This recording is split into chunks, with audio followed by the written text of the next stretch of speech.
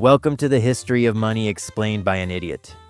We got thousands of years of human stupidity to cover here, so buckle up because this is going to be one hell of a ride through economic disasters, brilliant innovations, and people doing absolutely bonkers things with shiny rocks. First off, let me introduce myself. I'm your host, and I have zero qualifications to explain anything about finance or economics. I failed my high school math class twice, I still count on my fingers, and I once tried to pay for coffee with Monopoly money because I thought it looked official. So naturally, I'm the perfect person to break down how humans went from trading turnips to creating invisible internet money that somehow costs more than a house. Now, before we dive into this economic clusterfuck, let me give you a preview of the absolute madness we're going to witness today. We're talking about civilizations that use giant stone wheels as currency, people who thought seashells were the height of financial technology, and governments that literally just decided to print more money when they ran out. Oh, and we'll discover how 2 pizzas became the most expensive meal in human history. Trust me, by the end of this video, you're going to look at your wallet very differently. But here's the thing that's going to blow your mind. Everything I'm about to tell you actually happened. Real people made these decisions. Actual governments thought these were good ideas. And somehow, through all this chaos and stupidity, we ended up with the financial system we have today. Which, let's be honest, is still pretty ridiculous when you really think about it. So let's start at the very beginning, back when our ancestors were running around with clubs and had the brilliant idea that maybe, just maybe, they didn't need to make everything themselves. Picture this, you're a caveman and you're really good at making spears. Your neighbor is excellent at hunting mammoths. But here's the problem. You want mammoth meat, but you don't want to risk getting trampled to death by a 10-ton furry elephant. Your neighbor wants a good spear, but he's about as skilled at crafting as a drunk monkey with arthritis. So what do? You make a deal. You give him a spear, he gives you meat. Boom, congratulations, you just invented bartering.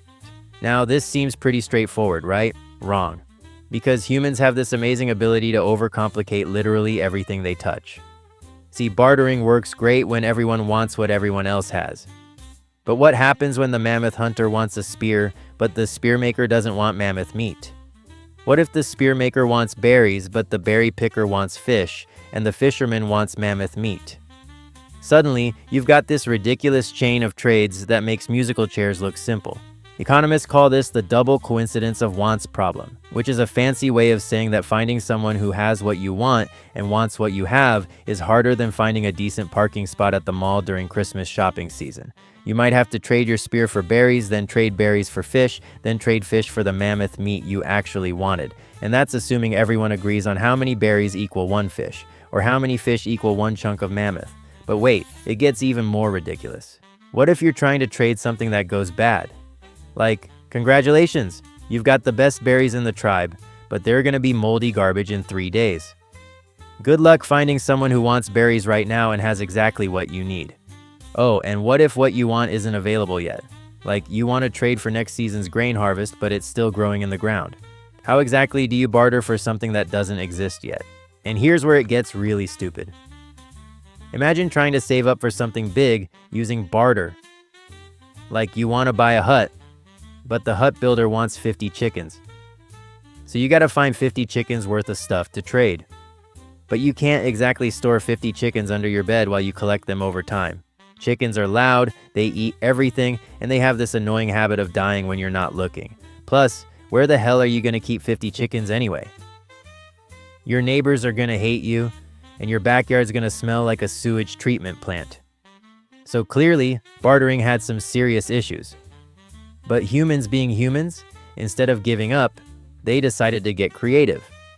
And by creative, I mean they started using some absolutely bizarre things as money. We're talking about a period in history where people looked at random objects and said, yeah, this seems like a good idea to base our entire economy on. In China, they used cowrie shells. These are basically fancy seashells that wash up on beaches. So imagine walking into a store and paying for your groceries with a handful of shells you picked up during your last vacation. The cashier would be like, that'll be 47 shells, please. And you'd be digging around in your shell pouch like you're some kind of demented beachcomber. But here's the crazy part. Cowrie shells actually worked pretty well as money. They were small, portable, hard to fake, and they didn't rot like food or die like livestock. Plus, they came from specific places. So you couldn't just walk down to your local beach and start printing your own money.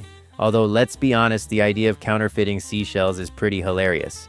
Like some ancient Chinese guy sitting in his basement with a bunch of fake shells trying to pass them off as the real deal. Other places used even weirder stuff. Some societies use salt as money, which makes sense because everyone needs salt, and it doesn't go bad. But imagine trying to buy a house with salt. You'd need a whole warehouse full of the stuff, and every time it rained, you'd be watching your life savings dissolve into a puddle of salty water. And don't even get me started on what happens when you accidentally spill your wallet. Then there were the societies that used livestock as money. Cows, sheep, goats, whatever. This seems practical until you realize you're basically walking around with your wallet mooing at you. Want to buy something small? Sorry, the smallest denomination we have is 1 goat. Hope you weren't planning on buying just a loaf of bread. And good luck making exact change. That'll be 1.5 goats, please. Well, I've got 2 goats, but I'm not cutting one in half. The Romans had this brilliant idea to use bronze as money. Not bronze coins, mind you. Just chunks of bronze. They called it aes rude, which literally means rough bronze, and it was exactly as convenient as it sounds. Imagine going shopping with a backpack full of metal chunks, having to weigh out your payment for every purchase like you're some kind of medieval drug dealer. But the absolute kings of ridiculous currency were the people of Yap Island, who used giant stone wheels as money. We're talking about stone discs that could be 12 feet across and weigh as much as a car. So when you wanted to buy something expensive, you didn't hand over your money. You gave someone the rights to a giant rock that was probably sitting in someone else's yard because it was too heavy to move. It's like if we decided that houses were currency, but we were too lazy to actually transfer ownership, so we just kept a mental note of who owned what. The best part about the Yap stone money is that even when the stones fell into the ocean during transport, they were still considered valuable. So somewhere at the bottom of the Pacific, there's a fortune in giant stone wheels that technically still belongs to someone. It's like the world's most impractical underwater treasure. But here's where things start getting interesting. And by interesting, I mean humans finally had their first good idea in about 10,000 years. Some genius in ancient Lydia, which is modern-day Turkey, looked at all this chaos and said, you know what? This is stupid. What if we just made small pieces of metal that everyone agrees are worth something? And boom, coins were born. Now, the first coins weren't exactly what you'd call sophisticated. The Lydians made them out of electrum, which is basically nature's way of saying, I couldn't decide between gold and silver, so here's both mixed together. These coins had a lion's head stamped on them, probably because the king thought lions were badass and wanted everyone to know he was in charge. It's like ancient branding, except instead of a swoosh, you got a big cat face. But here's what made coins revolutionary. For the first time in human history, you didn't have to argue about value every time you wanted to buy something. The government basically said, this piece of metal is worth exactly this much, and if you don't like it, take it up with our army. No more weighing chunks of bronze, no more counting shells, no more negotiating whether your goat was fat enough to equal 2 sheep. Just hand over the coin and get your stuff. The Greeks took this idea and ran with it like they were competing in their own Olympics. They started making coins with all kinds of designs, owls, dolphins, gods, whatever they thought looked cool. It was like ancient collectible trading cards, except you could actually spend them. And because Greeks loved showing off, they made their coins beautiful. We're talking about little works of art that happen to also be money.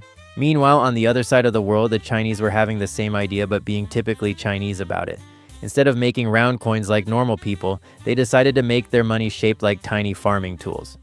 So you'd walk around with a pocket full of miniature shovels and knives, which sounds way cooler than it probably was. Although let's be honest, if your money was shaped like weapons, people probably thought twice before trying to rob you. The Romans, being Romans, took the whole coin thing and turned it into an empire-building tool. They put their emperor's face on every coin, so everywhere their money went, people saw who was in charge. It's like ancient propaganda, except it was also your lunch money. And Roman coins were everywhere because Romans traded with everyone. You could probably find Roman coins in places the Romans had never even heard of, like ancient viral marketing. But then something absolutely insane happened. The Chinese, not content with having weird-shaped coins, decided to invent paper money. Let that sink in for a second. While the rest of the world was still figuring out how to make decent coins, the Chinese looked at a piece of paper and said, yeah, this is totally worth 100 gold coins. and somehow everyone went along with it.